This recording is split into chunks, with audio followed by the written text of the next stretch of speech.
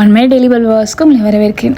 அவங்க வாழ்க்கையில் நீங்கள் நிறைய வேலையில் சொல்லலாம், எனக்கு ஒரு நல்ல ஃப்ரெண்டு கிடையாது, எனக்கு உண்மையான ஃப்ரெண்டே கிடையாது, என்னை நிறைய வேலையில் ஹர்ட் தான் பண்ணுறாங்க, என்னை ஏமாத்துறாங்க, நிறைய வேலையில் நான் கஷ்டப்படுத்துகிறாங்க, எனக்குன்னு ஒரு உண்மையான ஃப்ரெண்ட் நான் ஷேர் பண்ணுறதுக்குன்னு எனக்கு ஒரு ஃப்ரெண்டு கிடையாது அப்படின்னு நீங்கள் சொல்லலாம்.